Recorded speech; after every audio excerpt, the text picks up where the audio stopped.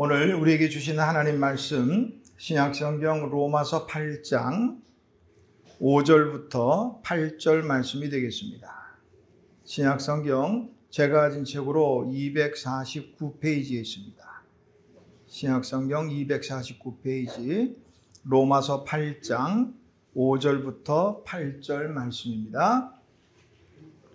자, 찾으신 줄 알고 오늘 우리에게 주시는 하나님의 기록된 계시의 말씀을 봉독합니다.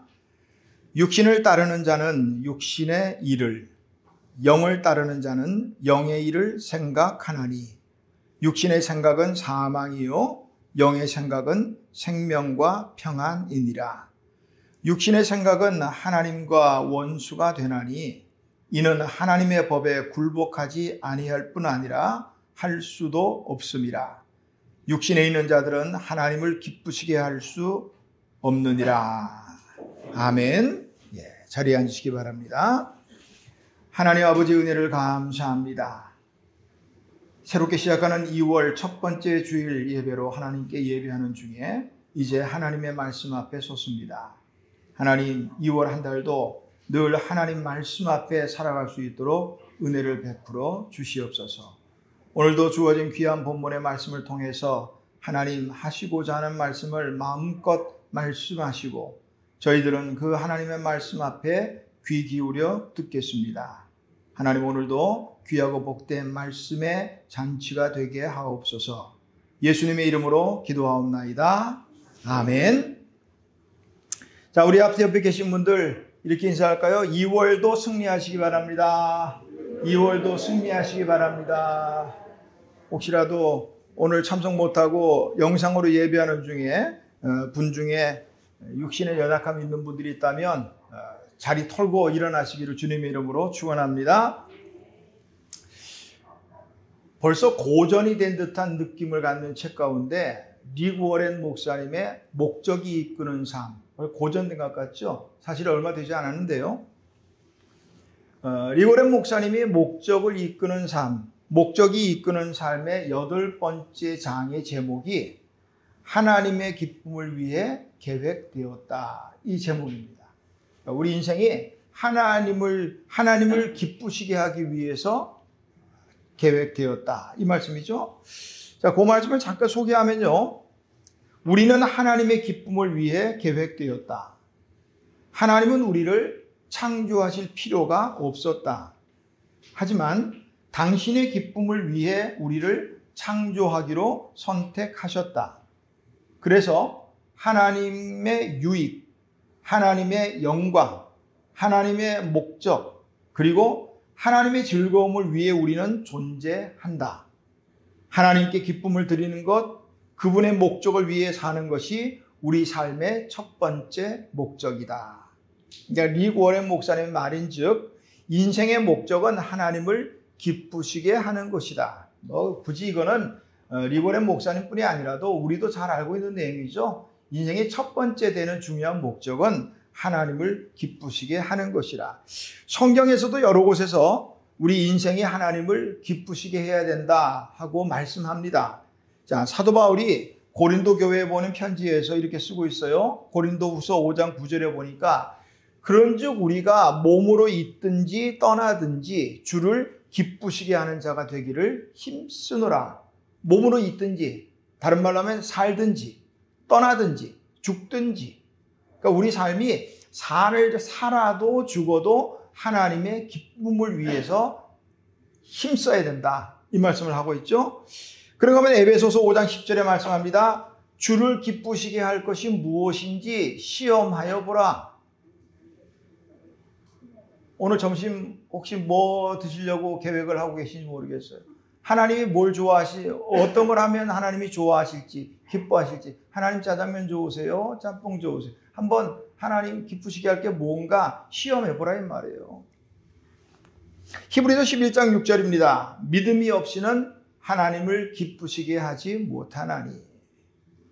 로마서 12장 1절에서는 우리의 몸으로 하나님을 기쁘시게 해야 한다고 말씀합니다. 형제들아, 내가 하나님의 모든 자비하심으로 너희를 권하노니 너희 몸을 하나님이 기뻐하시는 거룩한 산 제물로 드리라. 우리의 몸으로 하나님을 기쁘시게 할 수가 있단 말이죠. 한번 생각해 볼까요? 자, 지난 한 주간 많이 생각하면 뭐 떠오르지도 않으니까 지난 한 주간 우리 삶을 통해서 내 삶을 통해서 어떻게 하나님을 기쁘시게 했을까 한번 기억을 한번 떠올려 보세요. 내 어떤 말로 하나님을 기쁘시게 했을까? 내 어떤 행동이 하나님을 기쁘시게 했을까? 기억이 안 난다고요? 괜찮아요. 성경에 보니까 우리가 하나님에 대해서 뭐 어떻게 해서 기쁘게 그거 못해도 괜찮아요. 하나님은 우리만으로도 기뻐하십니다. 스바냐 3장 17절 보니까 너희 하나님 여호와가 너희 가운데 계시니 그는 구원을 베푸실 자이심이라. 그가 너로 말미암아 기쁨을 이기지 못하시며 너를 잠잠히 사랑하시며 너로 말미암아 즐거이 부르며 기뻐하시리라. 자, 요 말씀을요 제가 공동번역 성경의 번역으로 읽어드릴게요. 내 하나님 야훼께서 내 안에 계신다. 너를 보고 기뻐 반색하시리니, 반색한다 그러니까 한 말은 몹시 즐거워하는 거예요. 오랫동안 기다렸던 헤어졌던 반가운 사람을 만났을 때 반색하는 거예요. 너무너무 좋아서 하나님이 반색하신단 말이에요. 사랑도 새삼스러워라. 명절이라도 된 듯 기쁘게 더덩실 춤을 추시리라. 우리가 뭔가를 하지 않아도요 하나님은 우리만으로도 기뻐하신다는 거예요. 어느 정도로 명절이 된 것처럼 더덩실 춤을 추며 기뻐하신다는 거예요. 그러니까 내가 우리가 뭔가를 잘 못해도 하나님은 기뻐하신다는 거예요.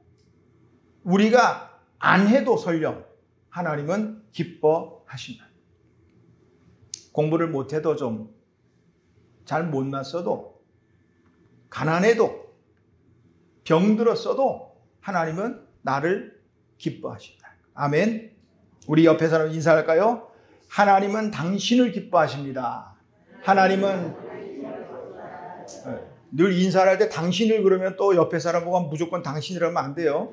장로님을, 권사님을, 집사님을 그려야지. 하나님은 다시 한번 인사할 거예요. 하나님은 당신을 기뻐하십니다. 그럼요. 우리가 뭘 잘해서 기뻐하시는 거 아니에요.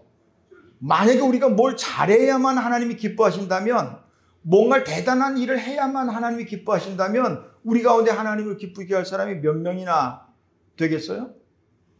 그냥 우리 자체만으로도 하나님은 기뻐하셔요. 이제는 나이가 들어서 얼굴이 쭈글쭈글해져도 하나님 기뻐하신다고요? 아멘.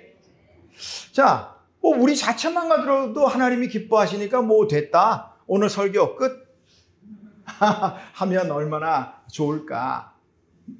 이왕이면 조금 더 하나님을 기쁘시게 하면 좋지 않을까. 그런 생각을 해봐요. 하나님은 우리만으로도 기뻐하셔요. 그러나 이왕이면 조금이라도 더 기쁘게 할 수 있지 않을까. 그런 거예요. 그래서 리고렌 목사님의 목적이 이끄는 삶 그 9번째 장의 제목은 하나님을 미소 짓게 하라. 재밌죠? 하나님을 미소 짓게 하라. 그러면서 참고 말씀을 두 구절을 참고로 했어요. 먼저는 민수기 6장 25절 하나님의 요 말씀은 메시지 성경으로 읽어드리는 거예요. 하나님이 너를 향해 미소 짓기를 원하노라. 이렇게 했고요. 시편 119편 135절은 당신의 종인 나에게 미소를 지어 주십시오. 바르게 사는 방법을 가르쳐 주십시오. 이렇게 했어요. 민수기 6장 25절 말씀은 대제사장의 축복 기도문이기도 합니다. 이 시간 제가 하나님이 주신 제사장의 이 축복권으로 여러분에게 축복합니다. 여러분을 통해서 하나님을 미소 지으실 것입니다. 아멘. 자, 오늘 본문을 중심으로 하나님을 어떻게 하면 조금 더 기쁘시게 할 수 있을까 우리 살펴보겠습니다. 먼저 하나님을 기쁘시게 하려는 사람은 피할 것이 있다. 뭘 피할까? 육신을 따르는 삶. 이거 피하라는. 우리 본문 5절에 보니까 육신을 따르는 자 이렇게 나오죠. 육신을 따르는 자. 육신을 따르는 자가 뭘까? 공동번역이나 현대인의 성경 또 새번역 성경을 보니까 육체 혹은 육신을 따라 사는 사람 이렇게 했어요. 그러니까 육신을 따른다는 것은 육신을 따라 사는 것 이걸 말하고 있단 말이죠. 하나님을 우리가 기쁘시게 하기 원한다면 육신을 따라 살아서는 안 된다. 이 말씀을 하고 있어요. 자, 육신을 따라 사는 삶은 그러면 어떤 삶을 말하는 건가? 사도 바울이 고린도 교회에 보내는 편지를 보면요. 고린도 교회에 여러 가지 문제가 있었지만 가장 먼저 등장하는 문제가 분쟁이에요. 분쟁. 나는 바울파, 나는 게바파, 나는 아볼로파, 나는 그리스도파. 파가 나눠져 가지고 싸우고 있단 말이에요. 자, 이 싸움이 어떤 문제로 생겨났을까? 정말 우리 가운데도 믿음의 어떤 질투는 있었으면 좋겠다 싶어요. 나도 저 권사님처럼 저 권사님 이겨먹어야지 믿음으로. 내가 저 장로는 이겨먹어야지 뭘로? 예배로, 기도로. 이런 건 좀 있었으면 좋겠다 싶은 생각이 들어요. 자, 그러면 고린도 교회는 왜 바울파, 게바파, 아볼로 막 이게 나눴을까? 고린도전서 3장 3절에 바울은 고린도 교회 성도들에게 이렇게 권면해요. 너희는 아직도 육신에 속한 자로다. 너희 가운데 시기와 분쟁이 있으니 어찌 육신에 속하여 사람을 따라 행함이 아니리요. 결국 고린도 교회의 이 당파의 문제는 어디서 비롯되느냐? 시기에 의해서 일어났다는 거예요. 이게 바로 육신을 따라 사는 것 중에 하나. 이렇게 보면 되겠습니다. 제가 가만히 보니까요. 이 말씀을 준비하면서도 가만히 우리 성도님들 한번 떠올려 보니까 일부러 하나님을 기쁘시게 하지 않으려는 분은 없더라. 맞지요? 제가 보니까 우리 성도 가운데 아무도 일부러 나는 하나님을 절대 기쁘시게 하지 말아야지. 그런 역사적 사명을 띠고 나오신 분은 없는 것 같아. 하나님의 몸된 교회, 피로 값주고 사신 이 교회를 시기와 분쟁으로 일삼는다면 하나님이 결코 기뻐하실 수 없겠죠. 다행스러운 거는 우리 김하중앙교회는 제가 지금 25년 됐습니다만은 한 번도 그런 분쟁이 없어서 얼마나 감사한지 모르겠어요. 어떤 목사님들 만나면 교회의 그런 분쟁 때문에 얼마나 골머리를 썩는지. 근데 우리 교회는 그런 게 없어서 얼마나 좋은가 하는 거예요. 자, 오늘 육신을 따라 살지 않으려면 중요한 건요. 생각 잘해야 돼요. 오늘 5절부터 8절까지요. 생각이란 단어가 제법 나옵니다. 육신이란 단어 못지않게 나와요. 5절에 보니까 육신을 따르는 자는 육신의 일을, 영을 따르는 자는 영의 일을 생각하나니. 6절 육신의 생각은 사망이요 영의 생각은 생명과 평안이라. 또 7절 육신의 생각은 지금 우리 눈에 딱 보이니까 4번 나오죠. 5절부터 8절까지 4구절인데 4번 나왔단 말이에요. 그런데 헬라어 원어를 보면 5절에 생각이 2번 나옵니다. 생각이란 단어가 육신을 따른 자는 육신의 일을 생각하고, 헬라어 원어에 따르면 영을 따르는 자는 영을 생각하고, 그러니까 5번 나오는 거예요. 생각을 어떻게 하느냐에 따라서 육신을 따라 살 수도 있고 영을 따라 살 수도 있다. 이 말씀. 제가 자주 말씀드리지만 성경 말씀을 읽다가 어떤 것이 중요할까라고 생각한다면 많이 나오는 단어에 주의하라고 말씀드렸어요. 오늘 하는 거 육신이라는 단어도 많이 나오고요. 생각이라는 단어가 또 많이 나오거든요. 어떤 생각을 하느냐에 따라 육신의 사람이 될 수도 있고 영적인 삶을 사는 사람이 될 수도 있다 하는 거예요. 자, 오늘 본문의 5절 말씀은요, 우리의 한글 성경은 육신을 따르는 자 하면 육신으로부터 시작되지만 헬라어 원어 성경을 보면 까르라는 단어로 시작합니다. 이 까르라는 단어는요, 왜냐하면 혹은 때문에 이런 뜻입니다. 5절 본문을 원어에 좀 더 가깝게 해석을 하면 이렇게 읽을 수 있어요. 육신을 따르는 사람은 육신의 생각을 하기 때문에 육신을 따른다. 그러나 영을 따르는 사람들은 영의 생각을 하기 때문에 영을 따른다. 그러니까 왜 육신을 따라 사느냐? 육신적인 생각 자꾸 하니까. 어떻게 해서 내가 영을 따를까? 영의 생각을 하니까. 뭐 그런 뜻이에요. 그러니까 생각이 참으로 중요합니다. 생각이라 하는 이 헬라어 단어는 프로누신이라는 말이에요. 프로누신. 이 말의 뜻은 뭐냐면 몹시 마음에 두다 혹은 몰두하다 이런 뜻이 있어요. 그러니까 우리가 어디에 마음을 두느냐, 어디에 집착하고 있느냐, 여기에 따라 육신을 따라 사는 사람이 될 수도 있고 영을 따라 사는 사람도 될 수가 있대요. 여러분, 하나님을 기쁘시게 원하지요? 그렇다면 육신을 따라서 살면 안 됩니다. 절대로 안 돼요. 분명한 또 이유가 있어요. 뭐냐? 7절이죠. 육신의 생각은 하나님과 원수가 된다는 거예요. 하나님과 원수 지고서 하나님을 기쁘시게 할 수 있는 방법은 있을까요? 그러니까 육신의 생각을 따라서는 안 된다 하는 거죠. 성경에는 육신을 따라 살고 육신의 생각, 이게 얼마나 무서운 결과인지 오늘 6절은 분명히 말하거든요. 육신의 생각은 사망이라는 거예요. 과연 그런가? 과연 그런가? 우리가 성경 속에서 찾아봐야 돼요. 정말 이 말씀대로 육신의 생각은 사망인가? 자, 먼저 좀 약하게 한번 시작해 볼까요? 오늘 함께 읽을 말씀이 마가복음 8장입니다.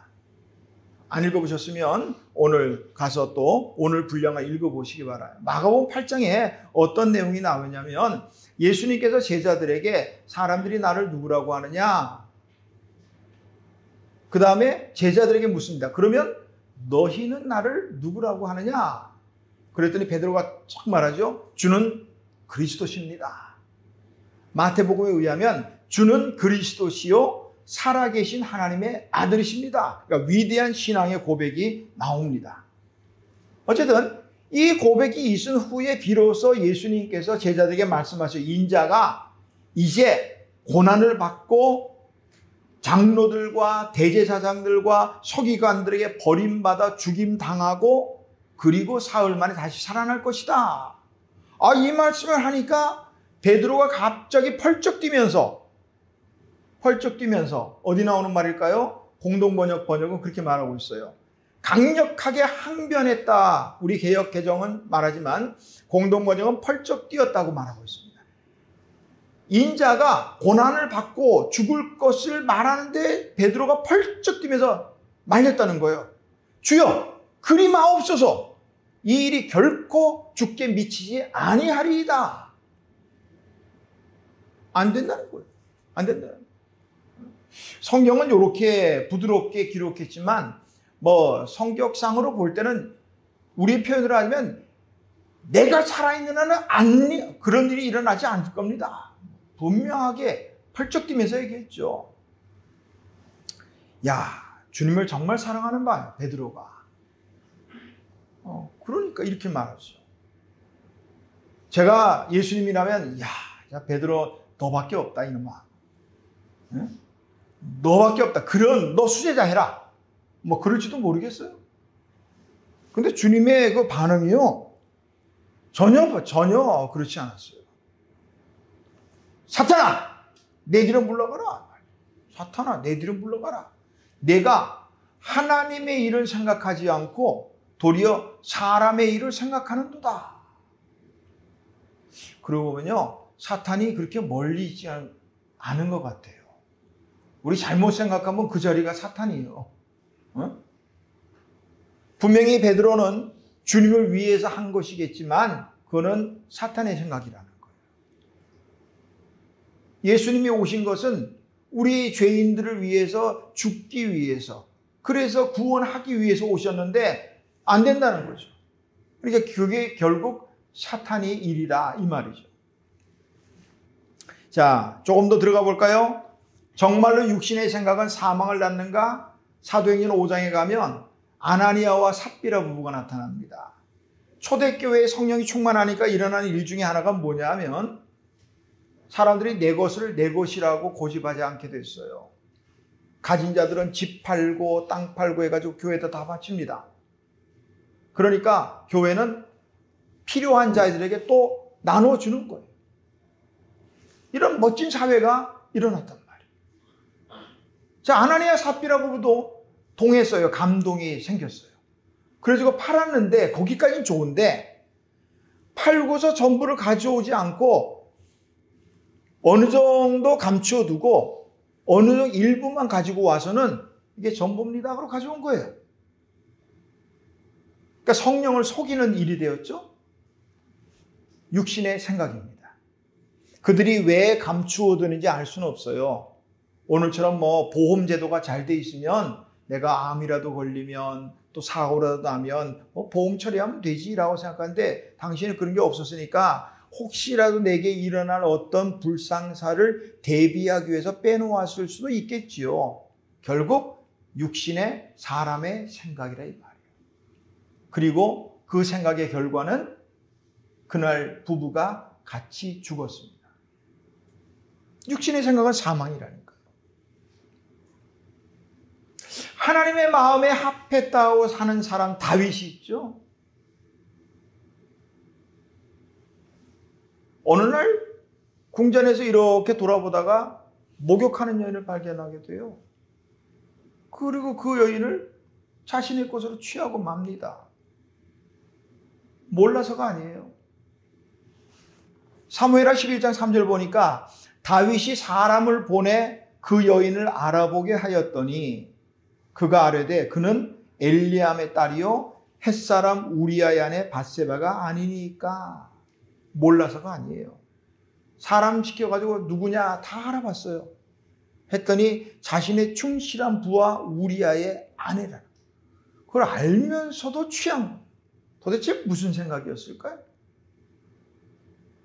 근데 일이 어떻게 잘못되려는지 덜컥 아이가 생겼네요. 그때라도 빨리 잘못을 회개했어야 되는데 우리가 아는 것처럼 다윗은 그렇게 하지 않았어요. 우리아를 전쟁터에 나와 있는 우리아를 불러가지고 특별 휴가를 줍니다. 그리고 술상 하나 잘 차려가지고 집어넣어요. 다윗의 생각은 그랬어요. 우리아가 술 먹고 취하면 부인하고 자겠지. 그러면 애 생긴 게 내인지 니인지 알 게 뭐냐. 아마 그렇게 생각했던 것 같아요. 근데 문제는 우리아가 너무 충실한 부하였다는 거예요. 내 동료 부하들이 전쟁터에서 목숨 걸고 싸우고 있는데 내가 여기서 술상 받고 집안에서 나 못한다는 거예요. 결국 다윗의 생각은 수포로 돌아갑니다. 그럼 그만쯤에서 그쳐야 되는데 다윗은 그치지 않았어요. 아주 교묘한 방법입니다. 우리아를 적진 깊숙이 침투하게 만들고 전부 다 뒤로 빠져버린 거예요. 죽었죠.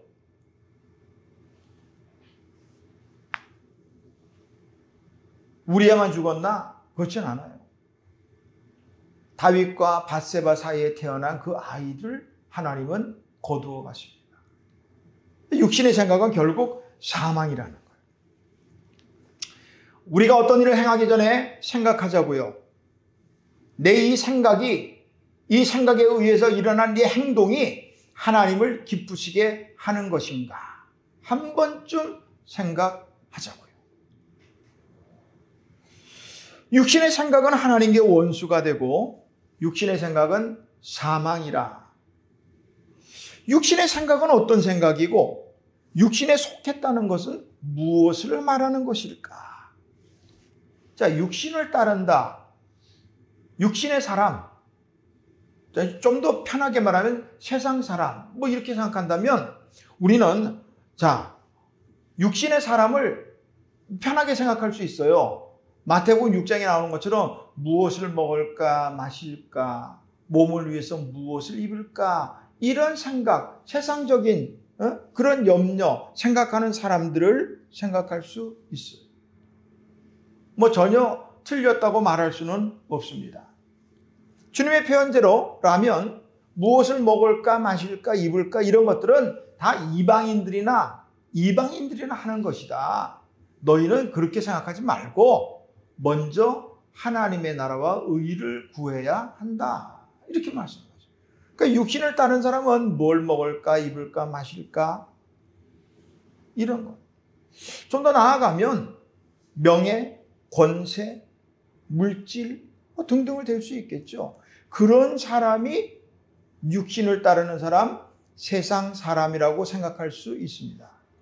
그러나 오늘 우리가 말씀을 잘 봐야 돼요. 자, 3절을 우리 5절부터 읽었지만 3절을 보니까 율법이 육신으로 말미암아 연약하여 할 수 없는 그것을 하나님은 하시나니, 율법이 육신으로 말미암아 연약하여 할 수 없다는 거예요. 무엇을? 그 무엇에 대해서는 1절과 2절입니다. 그러므로 이제 그리스도 예수 안에 있는 자에게는 결코 정죄함이 없나니 이는 그리스도 예수 안에 있는 생명의 성령의 법이 죄와 사망의 법에서 너를 해방하였음이라. 우리 인생 죄와 허물로 죄의 종로로 타는 우리를 죄와 사망에서 해방시켜야 된단 말이에요. 그 일의 중심에 뭐가 있냐면 율법이 있어요. 그런데 우리 육신이 타락함으로 인해 가지고 율법이 기능을 발휘하지 못하게 된 거예요. 그러니까 우리가 죄와 사망에서 벗어날 수가 없게 된 겁니다. 무엇으로 가능하느냐? 예수 그리스도로만 가능하게 되었다. 이 말씀이 되겠습니다. 오늘 이 말씀에서 먼저 우리가 오해하지 말아야 할 것 하나가 있어요. 율법의 부족함이나 율법의 어떤 연약함, 이것을 생각하면 안 돼요. 하나님이 율법을 주실 때 그 율법은 완벽한 것이었어요. 구약시대에는 다 그 율법 가지고 살았다니까요. 문제는 인생이 범죄, 타락함으로써 그 율법의 기능이 약화가 되어버렸다는 거예요. 그래서 더 이상 인생을 어찌할 수가 없다는 거예요. 종교개혁자 칼빈은요, 기독교 강요에서 율법에 대해 이렇게 말합니다. 율법은 거울과 같다. 그 안에서 우리는 우리의 무력함에서 생기는 죄악, 그리고 결국은 그 두 가지에서 오는 저주를 본다. 거울이 우리 얼굴에 있는 오점들을 보여주는 것과 똑같다. 율법으로는 죄를 깨달을 뿐이다. 이렇게 말합니다. 그러면서 우리가 율법으로는 이제는 죄와 사망의 법에서 헤어날 수가 없으며 무엇으로 가능하느냐? 하나님의 은혜로 가능하다. 율법에서 은혜가 나오는 거예요.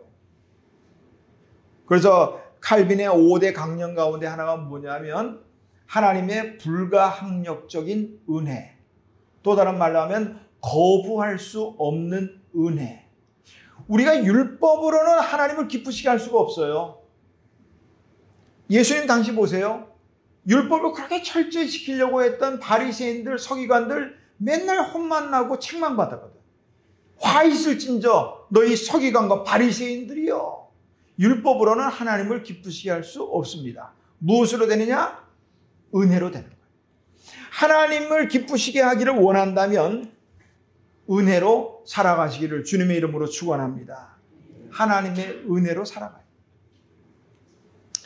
자, 육신의 생각을 하고 육신을 따르는 자의 결국은 사망인데, 반면에 영의 일을 생각하고 영을 따르는 자는요, 생명과 평안을, 6절 보니까 육신의 생각은 사망이요 영의 생각은 생명과 평안이니라. 그러니까 영의 생각과 영의 삶을 살아가면 생명과 평안을 얻을 뿐만 아니라 8절 말씀처럼 하나님도 기쁘시게 하니 일거양득이죠.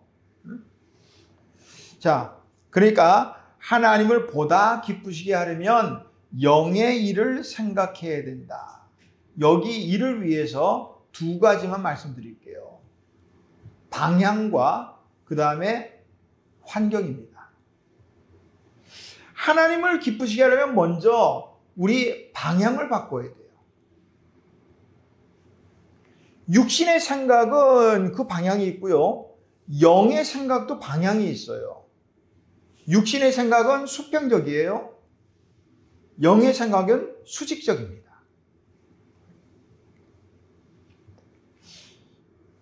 우리가 무엇을 먹을까 마실까, 무엇을 입을까, 거기에 명예, 권세, 또 지식, 물질, 뭐 이런 것들 여기에 집착하게 하는 건죠. 왜 그러냐? 수평적으로 보니까 그래요.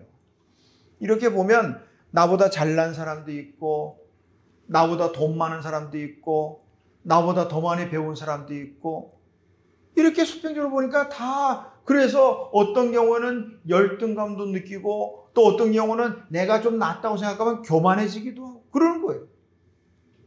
그런 삶 가지고는 하나님을 기쁘시게 할 수 없다는 거예요.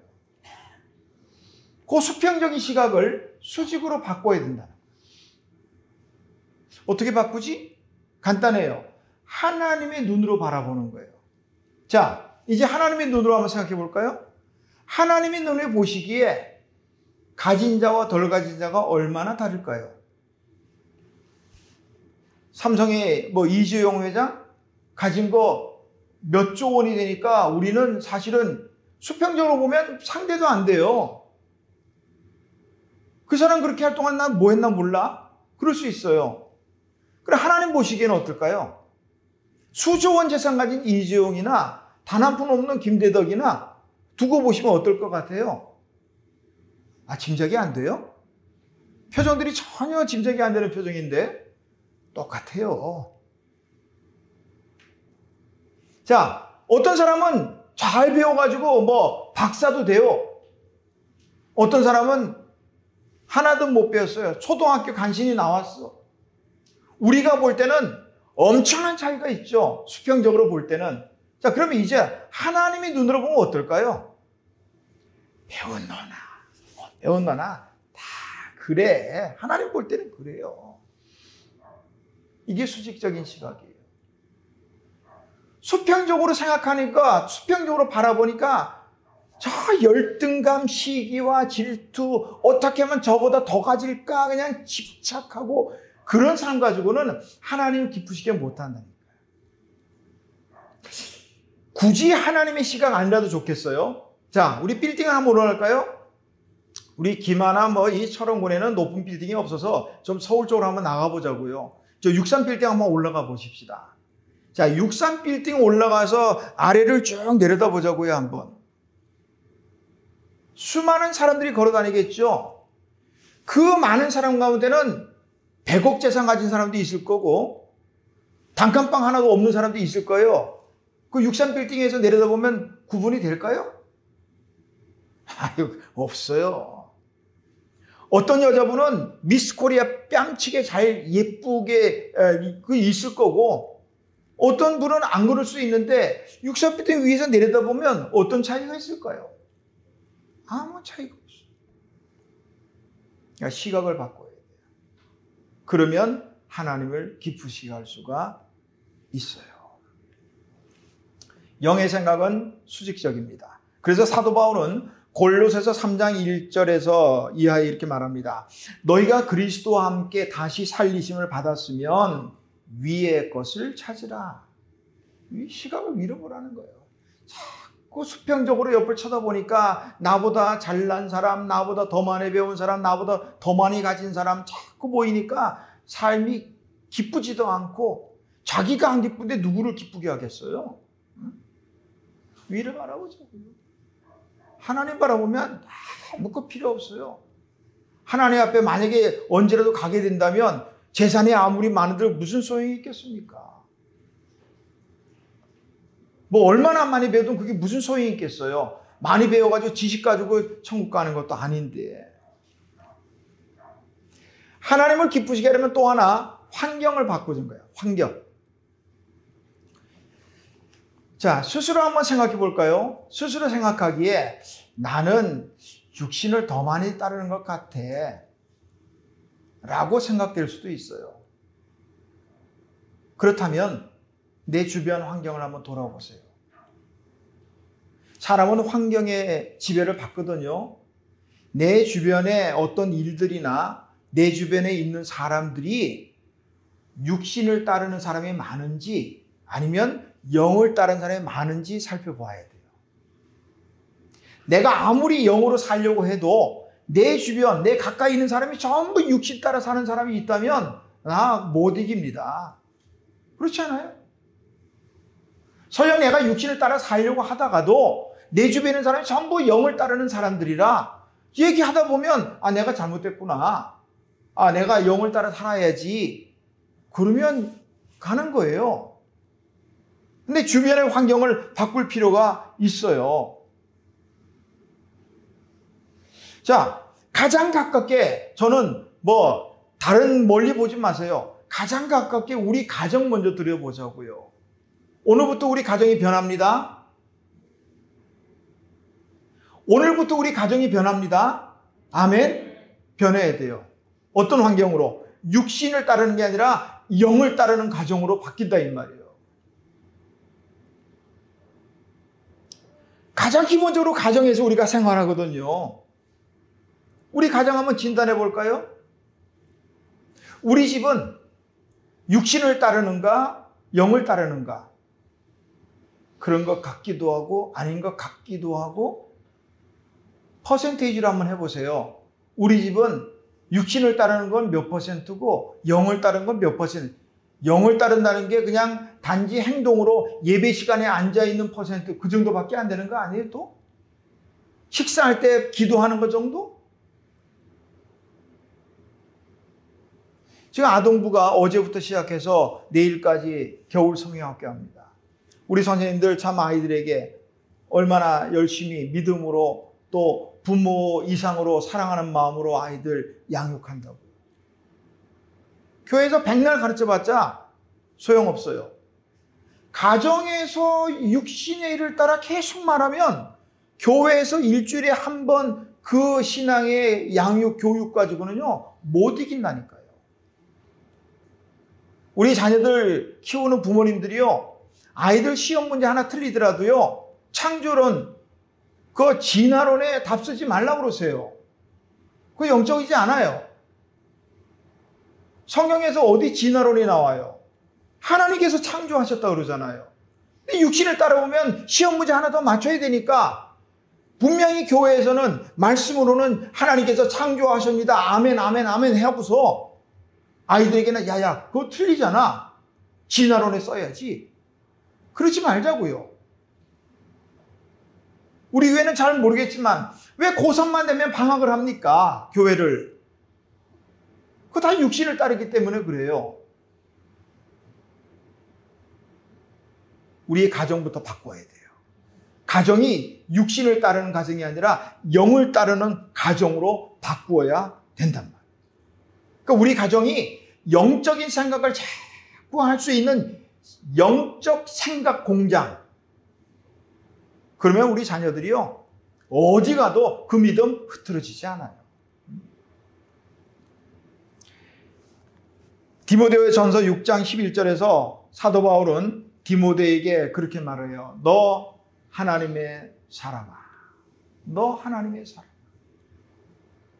우리 부모들 자녀를 양육할 때 너는 내 아들이야. 혈액형 DNA 맞추기 전에 하나님의 아들이야 너는 하나님의 사람이야. 가르치자고요. 그러면 그 아이들이 자라날 때부터 나는 하나님의 사람이다. 그런 생각 속에 자라고 영의 생각을 하게 되지 않겠어요? 너 하나님의 사람아. 사도 바울은 데살로니가전서 4장 1절에서 데살로니가 교회 성도들에게 이렇게 말했습니다. 형제들아, 우리가 끝으로 주 예수 안에서 너희에게 구하고 권면하노니 너희가 마땅히 어떻게 행하며 하나님을 기쁘시게 할 수 있는지를 우리에게 배웠으니 곧 너희가 행하는 바라 더욱 많이 힘쓰라. 이 말씀에 너희가 어떻게 행하며 하나님을 기쁘시게 할 수 있는지를 배웠으니, 배웠다는 거예요. 오늘 이 로마서 본문과 말씀을 통해서 어떻게 하면 하나님을 기쁘시게 하는지 우리가 배웠으니, 이제 몰랐다고 할 수도 없어요. 들어버렸으니 이제 이번 한 주간 살아갈 때 육신에 거하지 마시고 육신을 따라 살지 마시고 영의 일을 생각하고 영의 일을 함으로써 하나님을 기쁘시게 할 수 있기를 주님의 이름으로 축원합니다. 아멘. 하나님 아버지 은혜를 감사합니다. 우리가 하나님의 사람으로, 영의 사람으로 살려고 하지만 어느덧 또 돌아보면 육신을 따르고 있는 우리 자신을 발견하게 됩니다. 하나님, 오늘 말씀을 통해서 육신을 따라 사는 삶으로는 결코 하나님을 기쁘시게 할 수 없다 말씀하고 있습니다. 하나님, 살아갈 때 이제 육신이 아니라 영의 생각하며 살아가고 영의 삶을 살아감으로써 하나님을 기쁘시게 할 수 있도록 함께하여 주시옵소서. 예수님의 이름으로 기도하옵나이다. 아멘.